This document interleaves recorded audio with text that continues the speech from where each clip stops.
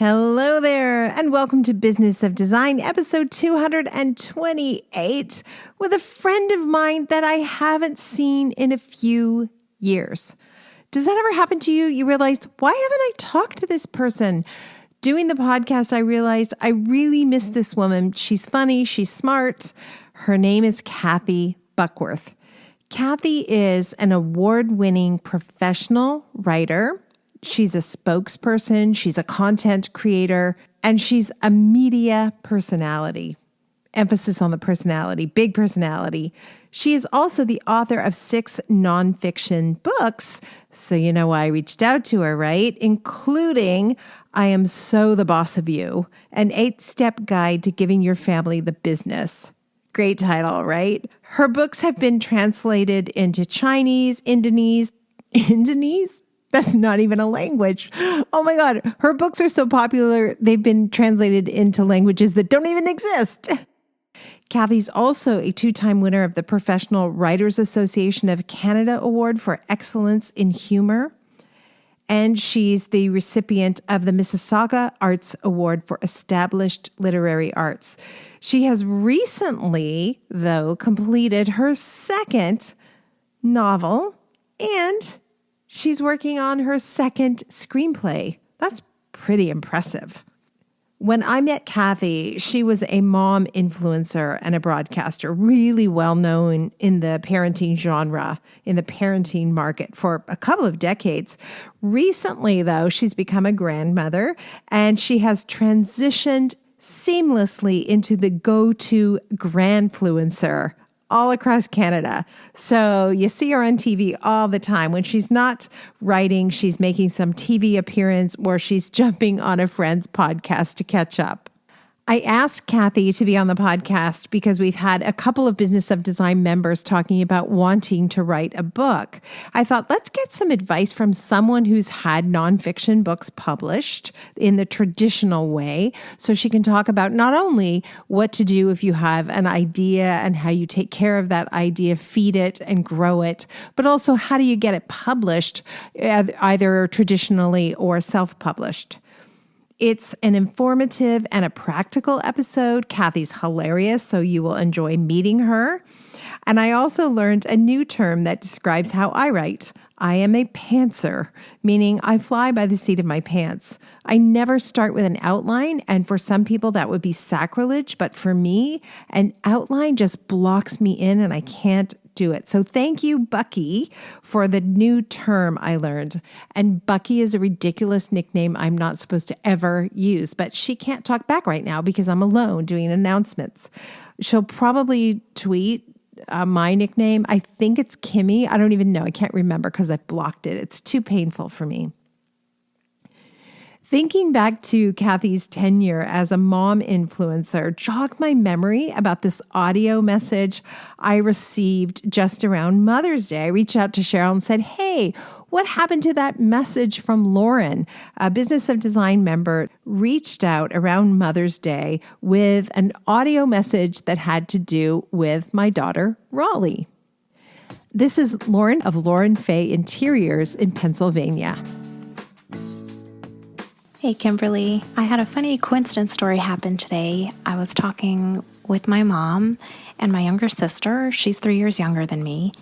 My sister lives and works out in LA, and she was telling us this funny story that at work there's this guy that's been calling her the wrong name for over a year, and she thinks it's the person who had the job before her. And she said, yeah, this guy keeps calling me Raleigh. And my sister's name is Rachel. So immediately my thought was, wow, Raleigh is a really unique name. And I know that Kimberly's daughter's name is Raleigh because you shared that with us on the show. And so I asked my sister, do you know the last name of the person who worked before you? And she said, Selden, I think. And I couldn't believe it. My jaw hit the floor. And I said, no way, that's my design fairy godmother's daughter. So it's such a small world. My sister works in the PR marketing department, And I guess your daughter had the same job before my sister did. So just a funny story. I hope your daughter is happy in her new career where she is. And I just wanted to share that story with you because it's such a small world. And I hope you have a great Mother's Day. Is that not hilarious? Oh my gosh. So to work for an A-list celebrity, you need to sign extensive non-disclosure agreements. So we just thought it would be better to bleep out the name of the celebrity. It's definitely someone you would know. By all means, follow Lauren at Laurenfayinteriors or Raleigh at Raleigh.Selden, and you will probably be able to pick up some clues. Anyway, super funny coincidence. And for the record, Raleigh has heard nothing but nice things about Rachel when she stays in touch with the old friends she worked with. Thanks for sharing that, Lauren. It really made me smile. And by the way, please feel free to send me an audio message if you've got something to share on the podcast. We would love to include you. Now, I'm going to pick up the very loose and tenuous thread of motherdom that this episode is following. One of my favorite moms with two adorable kiddos, Macy and Madden, which are just the best names, don't you think? Cheryl Horn. Cheryl, you didn't give me extra homework this week, and I got to say I was pretty happy because I have some clients who are feeling a little bit ignored. I know you've been so busy with design clients and getting the contracts ready for our members for the Business of Design community. So they came out last week. So that must have felt like a huge thing off your plate. Honestly, it's huge because it was not a simple polish. They're really different from top to bottom.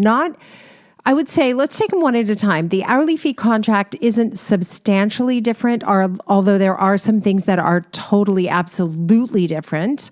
If you purchase the hourly fee contract before, you wouldn't have to upgrade to the new hourly fee contract.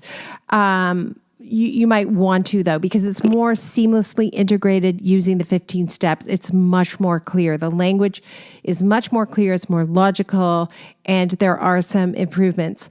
The flat fee contract, I have to say, is really quite different because it's 7 or 8 years younger than the hourly fee contract. And so I've had 7 or 8 more years now to work with it and realize what was missing. And a lot of it's just the logical progression of the project. So it's not just about purchasing the contract. It's actually, if you follow along, it teaches you how to run the entire project from top to bottom. That contract does. And of course, it protects you and all those wonderful things.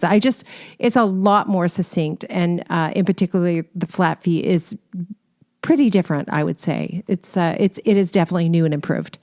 Well, one of the things I always emphasize about the contracts, as with our operations manual and the other documents in the BOD shop, because I get this question a lot.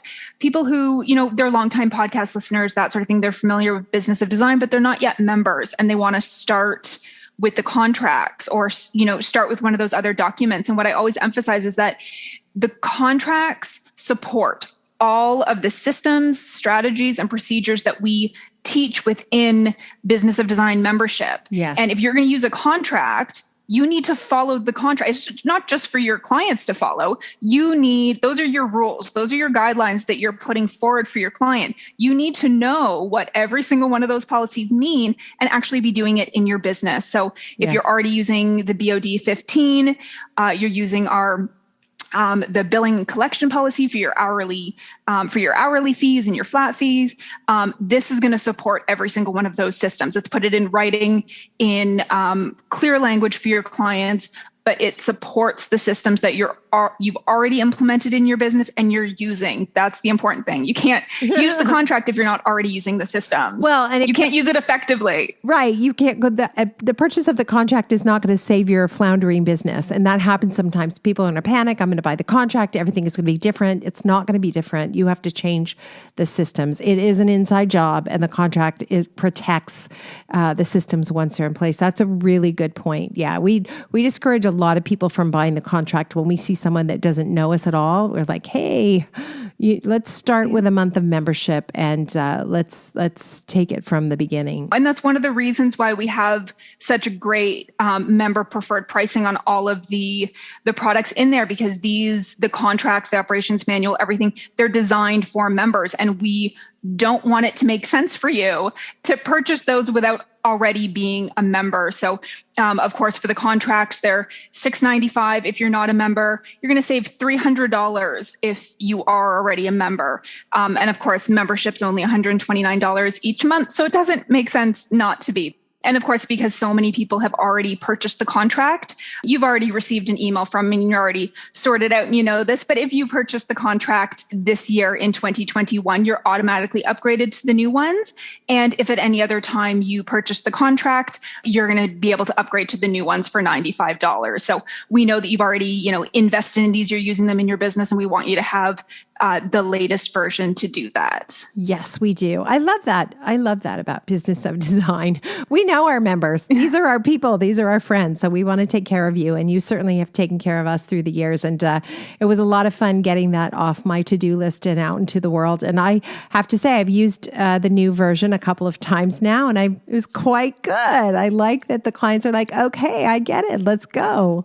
Yeah, and that's one of the things. The contracts have been ready for a while, but you needed to then test them out on several projects of your own before we were comfortable making them available. So they are live. They are available in the BOD shop. All of the different pricing options are laid out there for you as well. But of course, if you've got any questions, you can always reach out to me as well. Thank goodness for you, Cheryl. Thank you so much. I will, I'm sure I'll talk to you. You're not going to give me too long off. I know that. I can feel it coming. The next, what do you call it?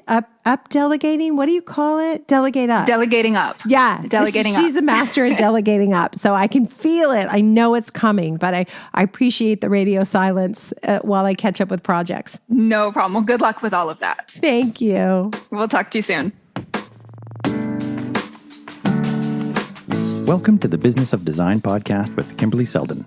Business of Design is the world's best business training for interior design professionals like you. We have the systems, strategies, and protocols you need to consistently satisfy clients, increase profitability, and run your projects like a boss. Unlike traditional coaching, BOD is a fast track to immediate results. Don't try to do this alone. Join today and you'll have access to hundreds of targeted training modules, plus member perks like BOD Live events, member-only podcasts, preferred pricing, and the support of an engaged community of peers. We all know design matters. At Business of Design, we think designers matter too. Kathy Buckworth. What's your name again? My good friend. What's your name? Yeah, my good friend, Kathy Buckworth. I got it right this time, right?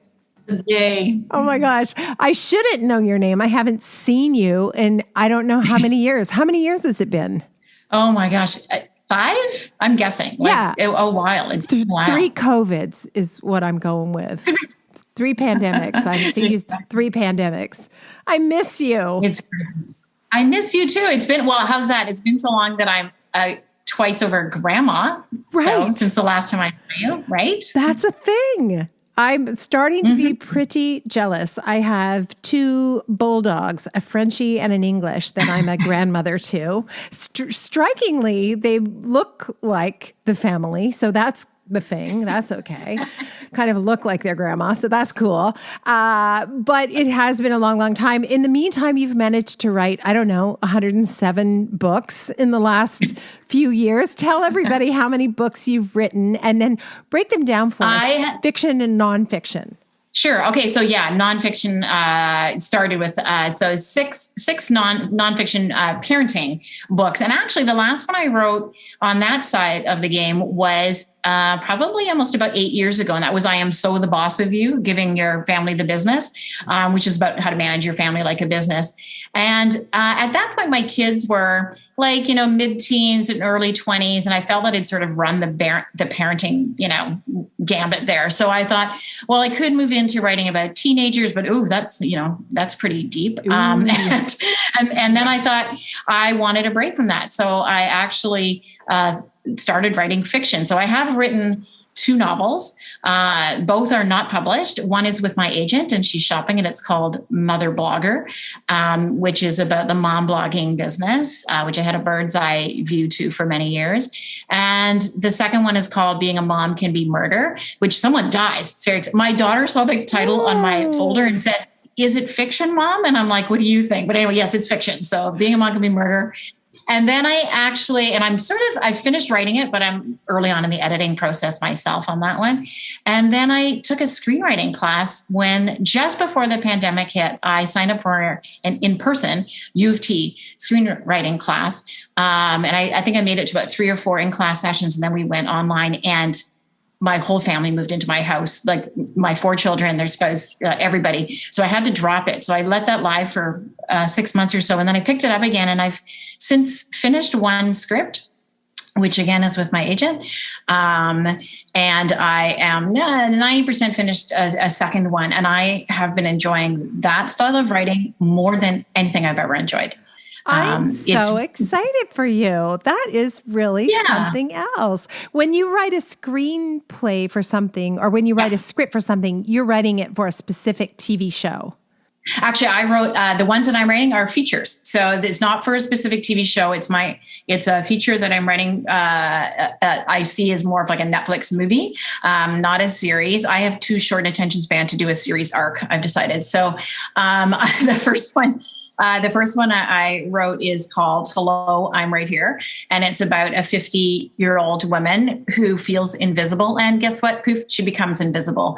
And the implications that has in her life. And she gets to spy on people and of her ex-husband and stuff. And it's very fun. So it's really a light sort of comedy. I actually passed it through a few friends of mine who are actresses in their 50s, and they loved it, which was a great thing for me to hear. We don't hear enough of these stories. And so I didn't see as they say, if you don't see the story, write the story, right? So there you go. So I wrote it. And then my next one, which you would probably find even more fun, is about morning television. So that's the one I'm working on right now, which is a lot of fun. So I'm sort of really happy. All right. So when these are picked up, I want a part in the morning television thing. That's the thing, right? You just give your friends parts. Is that a thing? That's right. You could be, I don't know. You could be a designer. I don't know. Just throwing that out there. Yeah. Can I have an alcohol problem? Because I feel like that's kind of where we're headed. I don't know. If we don't get out of this lockdown soon, that's where we're headed. Kathy, so incredible. Obviously you have so much energy, so much talent. And there are people listening to this podcast thinking, 8 books, I think so far I've counted, and a couple of scripts. Mm-hmm. How on earth do you write one? It's I get asked that question all the time. And before I wrote my first book, I kept thinking the same thing. And just for context, I wrote my first book when I was on maternity leave with my 4th child. So I had about 20 minutes a day to write. So I quickly got rid of the assumption that you had to lock yourself in a cabin, for a weekend and look out at a lake and write book. And I wrote that way for many years. I remember thinking when my youngest went off to kindergarten, I remember thinking, I'll have like all day to write. Well, I can't. Like I write in 20, 30 minute spurts. That is just how I write. And I think we don't know how we write until we start trying. So that's sort of the number one advice, is just sit down. They joke about success in writing is all about butt in chair, right? So get your butt in a chair and start writing. That there's no bigger secret than that. Writing is just as hard for an established writer as it is for someone who's never sat down and written before. So you don't know until you start writing. I know that sounds stupid and condescending, and I don't mean it that way. It's like you really don't know until you start writing. And some people write with outlines, and some people just write what comes. I'm what my agent calls a pantser, meaning I write by the seat of my pants. I often don't have an outline or don't know where I'm going. I just let it take me. But a lot of people need, the outline to go along with that. And so everyone's got a different style of doing it. So you won't know what that is until you sit down with your laptop and start tapping away. I never heard that expression before. I'm a pantser. I didn't realize that. I hate when people say, well, give me an outline. Panther. Well, I'll have an outline when I write it. I don't know. How am I going to have an outline before I write it? That's crazy. Right. So you're a pantser too. So yeah, it's a technical term. Right. Exactly. All right. And that's what we want to know. The inside technical terms. Okay. So right. How then do you know if you have an idea that's worthy of writing? Okay. That's a great question. So sometimes I say, I mean, especially with the parenting, because I was writing at the beginning, I think this is a whole book. And then I would say, oh, no, it's a paragraph. Or other times I would think, well, that's something I want to put into a book. And I'm like, no, that is the whole book. So again, it's one of the things you sort of find out when you're writing it. If you're not sure yourself, you really do have to share your writing ideas with other people. And of course, I think, well, they'll steal my idea. No, they won't steal your idea. No one can steal your book. You're the only one that can write your book. And honestly, if somebody else does write a book that's similar to yours, it's what we call a genre. And people read more than one book in a genre. You don't ever just read one parenting book or one, fictional novel about World War II. Girl on the train, and Gone Girl. Yep. That's a genre, right? Yeah. And that genre is still strong, I think, today too. You can tell by the look of the covers. So, so share your writing ideas, bounce them off people, just your family if you want. But if you know someone's just going to be, nice to you all the time, don't go to them as much. I go to my kids because they're mean. I'm just kidding. But, or your friends. And actually, when I wrote my first novel, I really was like, is this any good? Like, that's totally different than the other stuff. So I sent it out to about 6 friends of mine to read. One was a playwright, so she knew dialogue. One had written novels, so she knew novels. One was just an avid reader. So I thought we liked reading the same things. One was my daughter, whom again, I knew would be pretty honest with me, right? So I sent it to a bunch of different sort of types of readers and took all of their feedback and incorporated it, and then worked with a professional editor. But, it's like you don't know until you put it down on paper and have someone read it. I would encourage people who've never written anything in their lives to perhaps consider entering writing contests, not ones you have to pay money for or anything like that. There's CBC ones, there's different ones like that, because you will get sometimes some constructive feedback on them. You'll have a deadline, which is key for writers because we're all like one day. So you need the deadline. And then also you could win, or you could come in, and get that validation for your writing. So writing contests are a good way to do that, but also just, write, start your own blog if you want to, and write and ask people for opinions on it. Your writing style is something that will come through in the first few hundred words. You don't need to write a whole book to figure out if you've got what it takes to put it on paper. So, don't be afraid to share, I guess is what I'm saying. And sharing it is scary, as we know, but it's the only way you're going to get any feedback. When you do get that feedback, how resistant are you to the edit suggestions? When I was working with, my publisher and their editors came back, I took their suggestions obviously very, very much to heart and very seriously. And I loved getting edited by them because they knew what they were doing. So that was professional editing. When it comes back from sort of, people in my reading circle, I take it seriously, but I'm not afraid to discount it sometimes as well, which is why it's important maybe to have 4 or 5 people in your reading circle, because if the same comment comes back 5 times, guess what? They're probably right. That character doesn't make sense, or why did that happen? But if one person sort of has, I didn't like this, or the dialogue didn't work for me, and it's just them, it might be just them. Do you know what I mean? So you've got to sort of take it with a grain of salt. You can't take it personally. And obviously they're coming at it from an objective eye. So you need to take that into account. I like letting my own writing rest for a while. That's called being lazy also sometimes, but I say, I'm just resting. And I haven't picked up my novel in like 6 months. It's resting. So, but you do come back to it with a different eye, right? When you read it over again. So that can be helpful as well. Be your own editor in that regard. Also, this is the oldest advice in the world, but if you're a writer, you have to be a reader. You have to read all the time. Read books in your genre, read books out of your genre, read everything, because you will just automatically absorb what type of, language works, the syntax, spelling, grammar, how to leave someone hanging, sentence structure, like those things. Just you'll read it, and if you're reading obviously good writers, you'll absorb all of that. And also, if you're reading someone whose writing style you don't like, you'll be able to pick that up too. So that all gets sort of blended into your own writing process. So I can't sort of emphasize that enough, is you have to read almost more than you should read more than you write, for sure. And it's hard right now. I'm a huge reader, and I got to tell you, this pandemic has slowed my reading down big time because I find it hard to concentrate like a lot of people. But once I do it, it's worth it. So read before you write. Right. Languishing. Did you read that article in the New York Times about languishing? I did. Yeah, that's it, right? Like just a slight lack of attention. My attention span isn't as strong as it was pre-pandemic, and it's just anxiety and stress that's done it. So I am going to ask you for some good book recommendations at the end, but I won't stop the train right now because I want to know, if you're setting out to write nonfiction, how aware are you of the person who's going to read the book? Do you define that person as you're writing? Mm-hmm. Oh, defining your audience. You know what? When you write for a publisher, now this is not true, of course, if you're self-published, and we can get into the differences. But if you're writing for a publisher, they will definitely want to know who your audience is, and in fact, you have to produce a book proposal which will identify who your audience is and why are you the right person to write that book. So it does put that in your mind.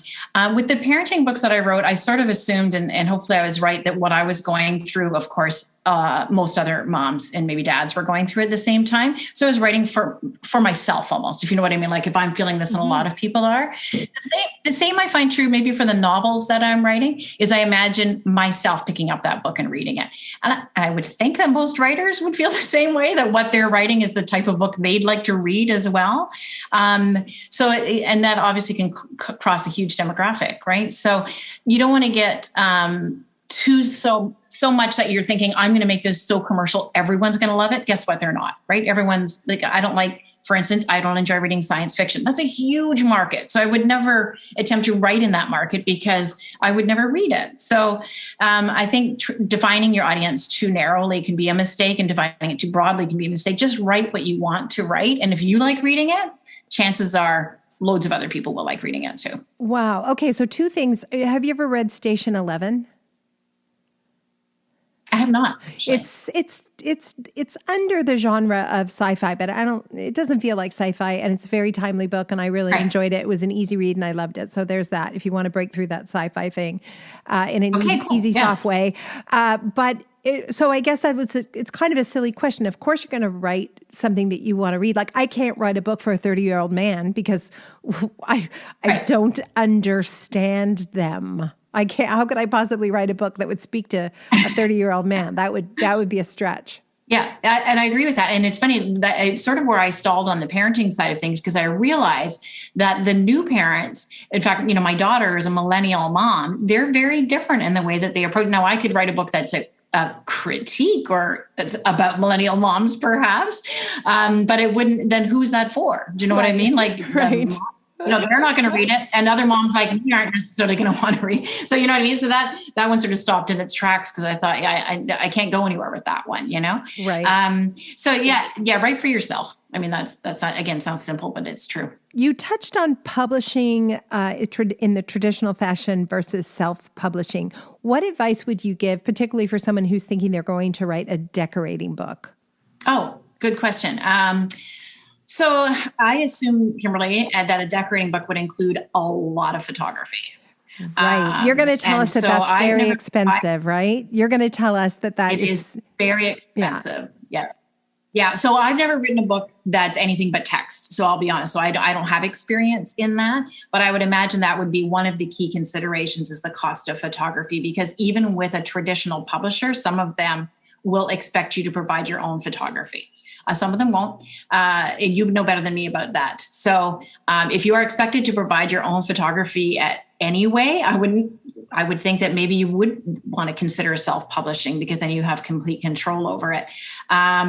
In terms of just textbook, or words that only contain text, like I've written, I've only had so far traditional publishers, so I'm comfortable with that. But the self-publishing world has come so far since my first book was published that it's not only a totally viable option, it can be a smarter option in a lot of cases. It is very hard to get a publishing deal right now, and it's very hard to make good money with a publishing deal right now. On the other hand, if you go with a traditional publisher, if you're able to get one, if you're able to get an agent who gets you a publisher, you don't have to worry about distribution. You don't have to worry about, does Amazon have it in stock? You don't have to worry so much about any of that side of the business, the sales side. You still have to worry about the marketing and PR because you're still expected to do most of that yourself if you are an unknown writer. I'm sure John Grisham doesn't do his own stuff, but the rest of us do. And then on the self-publishing side, of course, you are responsible for the printing of the books, what the cover looks like, getting it out to the bookstores that you want to get it to. But then you're getting all the money back for that too. And you can publish. There's tons of self-publishers. You can publish on Kindle or Kobo, Amazon right now for free. Yeah. You go throw your book up there, right? So anyone can do that. It's pretty incredible how far it's come. It's really true. And my experience with talking to publishers and agents about a coffee table book for interior design with big, beautiful photos is there's no money for it. And don't do what I did. My very first book, I supplied the writing and the publishers selected the photography. And I do believe it is the world's ugliest book that has ever been produced. I hide it in shame. My big old name on the cover. It's like, oh my gosh. Anyway, don't do that. So the bottom line is it sounds like just about anything else. It's one foot in front of the other. If you think you have an idea that's viable, send it around to friends you know and trust. Work it until everybody who reads it thinks it's worthwhile. And then if you're going to go for a publisher at that point, seek out the right publisher. That's right. You're exactly right. One step at a time. People get all wrapped up in, did you think I should self-publish? I'm like, well, how much have you written? They're like, well, I haven't written anything yet. I'm like, okay, here's the thing. Do you want, or I have people say to me, one day I'm going to write a book, and I'm like, are you writing right now? And they're like, no. And I'm like, well, how's that going for you then? Like, right now. And in terms of, the self-publishing versus the traditional publisher, I think it's, what's happened to the book industry is what happened to the music industry, where before you needed, a recording contract, you needed somebody to sign you needed someone to get you in the studio. Now people are being discovered, fabulous people are being discovered on YouTube and doing their own thing. So it's the same, I think, in the publishing world. Before you needed that traditional publisher and same with television stuff we now watch, on streaming services. It's not just three white guys at NBC, ABC, and CBS deciding what we watch on Saturday night at 8:00 and only Saturday night at 8:00. It's like, it's all changed, right? So, but the important part is getting the work done first, unfortunately. No, it's so true. I love, have you ever heard Margaret Atwood? She says people come up to her all the time and say, when I'm done, being a surgeon, I'm going to write a book. And she's like, yeah, when I'm done writing books, I'm going to be a surgeon. Like, exactly. Right now, or it ain't happening. Exactly. Right? I think it's the number one sort of annoying thing you hear besides, what you should write about? People say that all the time. And I'm like, why don't you? Like, you've got the great idea. So. Anyway. Oh, but I have one for what you should write about. You should write about designers. We'd love a book that's a murder mystery, and we know who to kill too. Just talk to me about that privately. We know who to kill. We'll just change the name slightly. Yeah. Yeah. But I want it to be somewhat recognizable. So that would be the satisfaction. That'd be so good. Kathy, this was really helpful. Thank you so much. We love to end every episode with something we call design intervention. It's just good business advice, something that you kind of lean on a regular basis. Right. So I think, are you asking me for this? Yeah. I think, what it is for me, it's always been, I remember when I was writing my first book, and I remember thinking to myself, what right do I have to write a book? And I thought, well, I've got the right to do whatever I want. People don't have to like it, So it's sort of giving yourself permission to do the thing that you want to do. And I will just say that the novel, one of the novels that I wrote, I wasn't getting picked up by any publishers. So I threw it up on Amazon and Kindle for free. It's there right now. Mother Blogger is there right now. I'm still trying to find a publisher, but I thought I'm going to put it up there because why am I waiting for permission from someone else to put my book out into the world? And it probably will change format if it gets picked up by a publisher, but it's there now. So give yourself permission to just put stuff out there. Don't wait for if you can do it without someone else, do it. Just do it by yourself, man. I love it. Thank you so much. Oh, I forgot. I'm going to ask you for some book recommendations, 2020, 2021. What have you managed to get through and loved? Lately, so Linwood Barclay, do you know Linwood Barclay? A great Canadian writer. Used to be a lifestyle writer for, I think, the Toronto Star thing many, many, many years ago. Anyway, he's written 22 suspenseful thrillers. I just finished his latest one called Find You First. I cannot put his books down, even in the midst of everything else going on. I like to read some books in between other longer novels. So I'm actually reading the latest David Sedaris right now because I love David Sedaris so much. And he writes, short stories. Yeah. Those ones are easy to intersperse. Very funny short story. I love him. I just picked up The Rose Code, which I have not read yet. I got into a bit of a read everything about World War II women who decipher codes for a while. There's a bunch of those. Again, a weird, niche genre, but one of those. I'm trying to think what else I've been reading. I read a ton on my Kobo, but I've also really tried to get away from every screen now. So I'm buying books again. Doesn't that feel good? And venturing. I'm with you. I just want to pick Yeah. that thing up and kind of appreciate the work and effort that's gone into it. Yeah, I'm in the same way. So, I really am a top 10 fiction kind of reader. That's what I really like to read.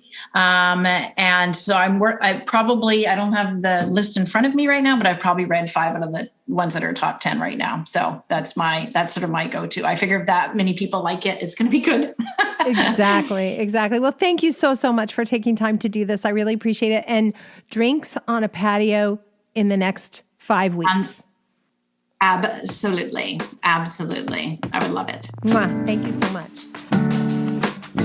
Thank you for being part of the Business of Design community and supporting BOD's mission to improve the industry one design business at a time. It's time for you to take the next step and join Business of Design. Like thousands of design professionals in 50 countries around the world, you'll find the systems, strategies, and protocols you need to dramatically improve your business and transform your life. What are you waiting for? Start today.